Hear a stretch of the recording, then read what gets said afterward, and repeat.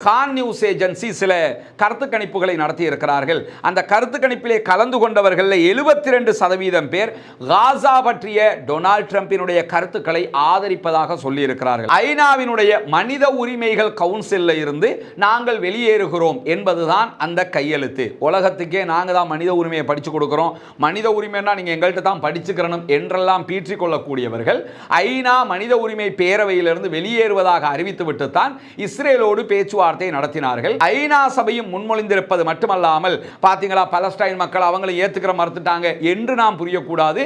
அவர் ஏற்றுக்கொள்ள மாட்டேன் என்பதுதான் சரியானது.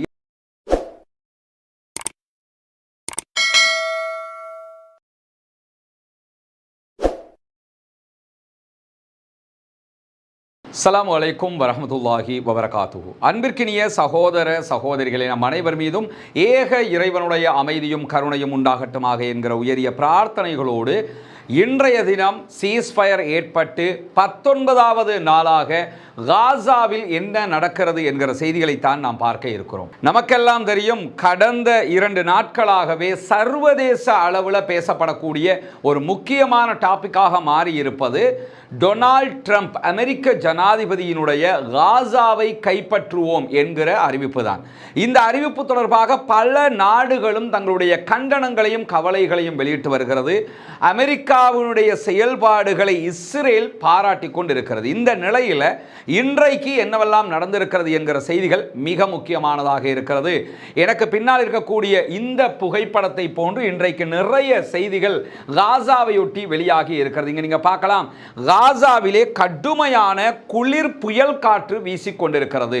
அங்கே எந்த கட்டிடங்களும் கிடையாது, கட்டிடங்களற்ற தரைத்தளமாகத்தான் காசா இருக்கிறது. இந்த நேரத்தில் அங்கே உதவி பொருட்களாக கிடைத்திருக்கக்கூடிய கூடாரங்கள் அமைக்கப்பட்டிருக்கிறது. இந்த கூடாரங்களை உடைத்து கொண்டு செல்லுகிற அளவுக்கு புயல் காத்து வடக்கு காசா, நார்த் காசா, ஜபாலியா உள்ளிட்ட பகுதிகளிலே வீசிக்கொண்டிருக்கிறது.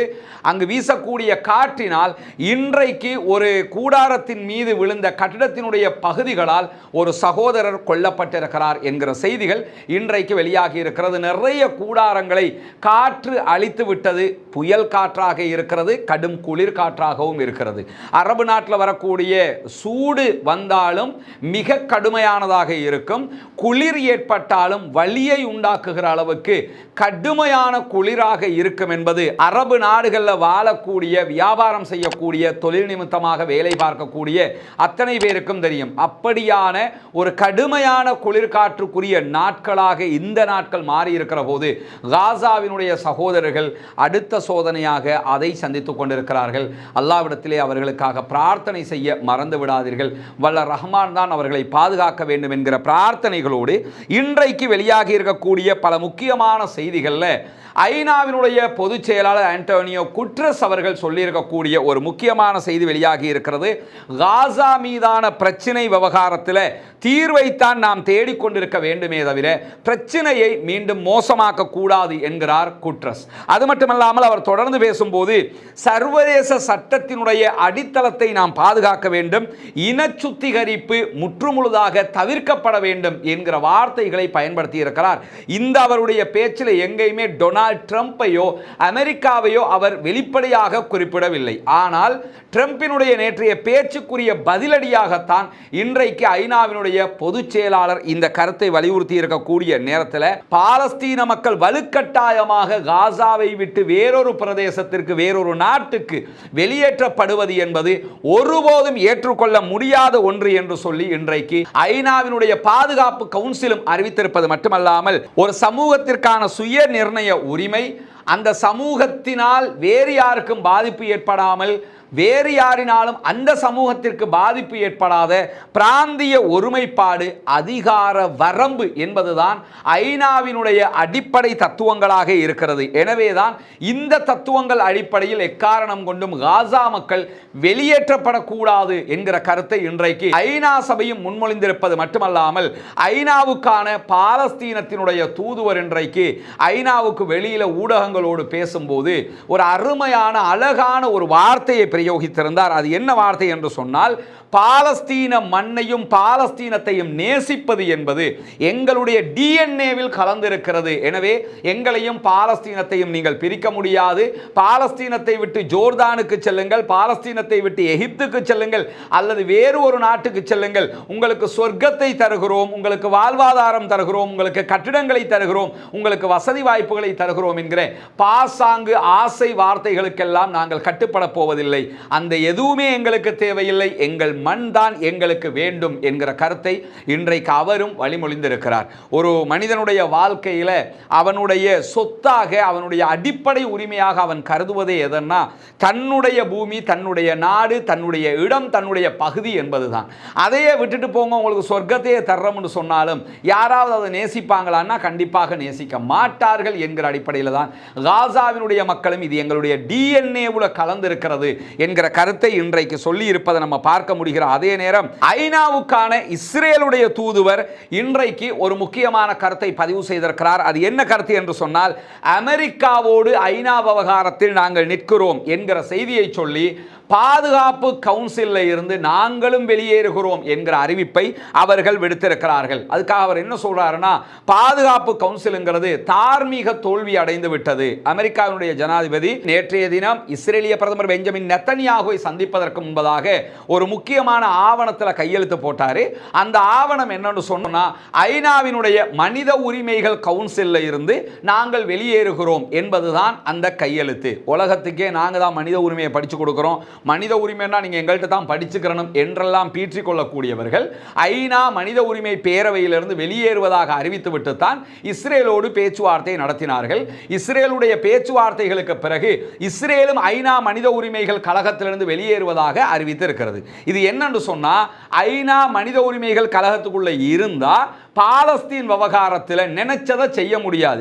இதில் தீர்மானம் கொண்டு வருவாங்க, எல்லா நாடும் வாக்களிப்பாங்க, இவங்களுக்கு ஒன்றும் பண்ண முடியாது என்கிற ஒரு நிலை இருக்கிறதுனால நாங்கள் அதில் இணைஞ்சிருக்கவே இல்லை, நாங்கள் அதை விட்டு வெளியேறோம் என்று சொல்லிட்டா நாங்கள் எதை செஞ்சாலும் நீங்கள் கேட்க முடியாது என்பதற்கான ஒரு தந்திரம். இதையே ஒரு சாதாரண ஒரு நாடு, இப்போ ஒரு மால்டிவ்ஸ் பண்ணிட்டாங்க அல்லது வேறொரு நாடு பண்ணிட்டாங்கன்னா சாதாரணமாக இதை கடந்து போவாங்களான்னா கடந்து போக விட மாட்டார்கள். ஆனால் இவங்க ஒரு வல்லாதிக்க நாடுங்கிறதுனால இந்த கருத்துக்களை சொல்லிவிட்டு லேசாக அமெரிக்கா வெளியேறி இருக்கிற நேரத்தில் தான் ஐநாவினுடைய மனித உரிமைகள் கவுன்சிலில் 47 நாடுகள் உறுப்பினர்களாக இருக்கிறார்கள் என்பதையும் நாம் இங்கே கவனிக்க வேண்டி இருக்கிறது. இப்படியான ஒரு செயல்பாட்டையும் இஸ்ரேல் செய்திருக்கிறது. அதே மாதிரி தான் ட்ரம்பினுடைய காசாவிலிருந்து மக்களை பலவந்தமாக வெளியேற்றும் திட்டத்தை நாங்கள் முழுமையாக கண்டிக்கிறோம், வன்மையாக கண்டிக்கிறோம் என்று அறிவித்திருக்கிறது மலேசியா. மலேசியாவினுடைய அரசாங்கமும் இந்த கண்டனத்தை வெளியிட்டிருப்பது மட்டுமல்லாமல் பாலஸ்தீனர்களை தங்களுடைய தாயகத்திலிருந்து வலுக்கட்டாயமாக இடம்பெயர்வதற்கு அல்லது நகர்த்துவதற்கு வழிவகுக்கக்கூடிய எந்த ஒரு திட்டத்தையும் நாங்கள் ஆதரிக்கப் போவதில்லை, ஏற்றுக்கொள்ளப் போவதில்லை. இது மனிதாபிமானமற்ற நடவடிக்கை மட்டுமல்லாமல் இன சுத்திகரிப்பு, இன்னும் ஒரு குற்றத்தை அமெரிக்கா செய்வதற்கு துணியக்கூடாது என்று சொல்லி அவர்களும் அறிவித்திருப்பதை நாம் பார்க்க முடிகிறது. இப்படி பல நாடுகளுமே டொனால்ட் ட்ரம்பினுடைய கருத்துக்களை கண்டித்து வருகிற அதே நேரத்தில் ட்ரம்பினுடைய காசா திட்டம் தொடர்பாக கொலம்பியா, பிரேசில் ஆகிய நாடுகளும் மிக வன்மையான கண்டனத்தை வெளியிட்டிருக்கிறார்கள். இந்த நாடுகள் எல்லாமே இந்த மாதிரியான ஒரு வேலையை நீங்கள் செய்யக்கூடாது, இதை பேசியிருக்கவே கூடாது என்று சொல்லி கண்டிக்கக்கூடிய காட்சிகள் உண்மையில் காசாவுக்கு பக்கபலமாக காசா மக்களோடு சர்வதேச மனித உரிமைகள் பேசக்கூடிய மனிதாபிமானம் மிக்க மக்கள் இருக்கிறார்கள் என்பதை எடுத்துக்காட்டக்கூடிய ஒரு செயல்பாடாக மாறியிருக்கிற அதே நேரம் இஸ்ரேலுக்குள்ளே கான் நியூஸ் ஏஜென்சி சில கருத்து கணிப்புகளை நடத்தி இருக்கிறார்கள். அந்த கருத்து கணிப்பிலே கலந்து கொண்டவர்கள் 72% பேர் காசா பற்றிய டொனால்ட் ட்ரம்பினுடைய கருத்துக்களை ஆதரிப்பதாக சொல்லி இருக்கிறார்கள். அவங்களுக்கு இடத்தை பிடிச்சா போதும். அது மட்டுமல்லாமல் சேனல் 13 நடத்திய கருத்து கணிப்பில் 17% பேர் மட்டுமே இந்த திட்டத்திற்கு தாங்கள் எதிராக இருப்பதாக சொல்லி இருக்கிறார்கள். 11% பேர் தங்களுக்கு எந்த வழியுமே தெரியாது, வேண்டியதை பண்ணிக்கிறங்க என்று சொல்லி இருப்பதான செய்திகள் பதிவாகி இருக்கிற அதே நேரம் 52% யூத இஸ்ரேலியர்களும் ட்ரம்பினுடைய திட்டம் நடைமுறைக்கு வர வேண்டும், அது பின்பற்றப்பட வேண்டும் என்கிற என்கிற கருத்துக்களை வலியுறுத்தி இருப்பதாக சொல்லப்படுகிறது. ஏன்னா ஆல்ரெடி பாலஸ்தீனத்தை அபகரித்து தான் அவ்வளோ பெரிய இடத்த பிடிச்சிருக்கிறாங்க. இப்போ லேசாக நாங்கள் அந்த இடத்த இருக்கிற எல்லாரையுமே ஓரமாக்கிட்டு உங்களுக்கே தந்துடுறோம்னு ட்ரம்ப் சொல்லுவாராக இருந்தால் அதை ஆதரிக்காமல் இருப்பாங்களா? இடம் கிடைக்குது எடுத்துக்கிறோம் தானே நினைப்பாங்க. அந்த அடிப்படையில் இவர்கள் கருத்து சொல்லியிருக்கக்கூடிய காட்சிகள் இன்றைக்கு வெளியாகி இருக்கிற அதே நேரம் இஸ்ரேலுடைய பாதுகாப்பு அமைச்சர் சற்று நேரத்துக்கு முன்பதாக ஒரு முக்கியமான அறிவித்தலை வெளியிட்டிருந்தார். அது என்ன அறிவிப்பு என்று சொன்னால், காசாவில் இருந்து வெளியேற விரும்புகிற மக்களுக்கு தேவையான அனைத்து உதவிகளையும் செய்து கொடுப்பதற்கான ஒரு திட்டத்தை இஸ்ரேல் தயாரிப்பதாக சொல்லியிருக்கிறார். அது மட்டுமல்லாமல் காசாவில் இருக்கக்கூடிய மக்கள் அவர்கள் விரும்புகிற நாடுகளுக்கு செல்வதற்கான வழியை திறந்து கொடுக்க வேண்டும் என்பதுதான் அவருடைய திட்டம். அதில் அவர் சொல்லும் போது குறிப்பாக அது ஸ்பெயினாக இருக்கலாம், அயர்லாண்டாக இருக்கலாம், நார்வேயாக இருக்கலாம், இந்த 3 நாடுகளுக்கும் அவர்கள் விரும்பினால் பயணிப்பதற்குரிய ஏற்பாடுகளை செய்யுங்கள் என்று சொல்லி இருக்கிறார். இந்த கருத்துக்கள் அவர் வெளியிட்டு ஒரு சில நிமிடங்களுக்குள்ளாக உடனடியாக இந்த கருத்துக்களை ஸ்பெயின் மறுத்திருக்கிறது. நீங்க இப்படி சொல்லக்கூடாது, காசாவினுடைய மக்களை நாங்க ஏத்துக்கிறோம் என்று சொல்லி நீங்க எங்களுக்கு திணிக்க முடியாது, நாங்க ஏத்துக்கிற போறதும் கிடையாது என்று சொல்லி இன்றைக்கு ஸ்பெயினுடைய வெளியுறவு அமைச்சர் ஜோஸ் மேனுவேல் உடனடியாக மறுப்ப சொல்லி இருக்கிறது மட்டுமல்லாம அதற்கான காரணத்தையும் சொல்லி இருக்கிறார். என்ன காரணத்தை சொல்லி இருக்கிறார்னா, இந்த வீடியோவை பார்க்கும்போது உடனே பாத்தீங்களா பலஸ்டைன் மக்கள் அவங்களை ஏத்துக்கிற மறுத்துட்டாங்க என்று நாம் புரியக்கூடாது. அவர் ஏற்றுக்கொள்ள மாட்டேன் என்பதுதான் சரியானது. ஏன்னா பாலஸ்தீன மக்கள் அவங்க ஏத்துக்கிட்டாங்கனாலே பாலஸ்தீனத்தை இவங்க கைப்பற்றிடலாம் என்று அர்த்தம். அதுக்கு தான் இந்த கருத்தை அவர் சொல்றாரு. உடனடியாக ஸ்பெயினுடைய வெளியுறவு அமைச்சர் நாங்கள் அதை செய்ய மாட்டோம், ஏற்றுக்கொள்ள மாட்டோம் என்று அறிவித்துவிட்டு காசாவினுடைய பூமி என்பது காசாவினுடைய எதிர்கால பாலஸ்தீன மக்களுக்கானதே தவிர பாலஸ்தீனத்தின் ஒரு பகுதியாக இருக்க வேண்டுமே தவிர அது இஸ்ரேலுடைய ஒரு பகுதியாக இருக்க முடியாது, தனித்த ஒரு பகுதியாகவும் இருக்க முடியாது என்று சொல்லி இன்றைக்கு திட்டவட்டமாகவே பாலஸ்தீனத்திற்கு சொந்தமானதுதான் காசா என்பதை ஸ்பெயின் வழிமொழிந்திருக்கிறார். அதே நேரத்தில் அயர்லாண்டும் உடனடியாக இதற்கு மறுப்பு சொல்லி இருக்கிறார்கள். மறுப்பு சொல்லி நாங்கள் ஒருபோதும் காசா மக்களை எங்கள் நாட்டுக்கு எடுக்க முடியாது, காசா மக்கள் காசாவில் தான் வாழ வேண்டும், அது அவர்களுடைய பூர்வீக நிலம் என்பதை உறுதிப்படுத்தி இருக்கிறார்கள். ஏன்னா கடந்த ஆண்டு 2024 அயர்லாந்து, நார்வே, அதே போன்று ஸ்பெயின் இந்த 3 நாடுகளுமே பாலஸ்தீனம் சுதந்திர தனிநாடாக ஆக வேண்டும் என்கிற ஒரு தீர்மானத்தை கொண்டு வந்திருந்தார்கள். அதை வச்சு தான் அவர் என்ன பண்றார் என்று கேட்டால் இஸ்ரேலுடைய பாதுகாப்பு அமைச்சர் உடனடியாக இந்த 3 நாட்டையும் கோர்த்து விட்டு இந்த கருத்தை சொல்லி இருக்கிறாரு.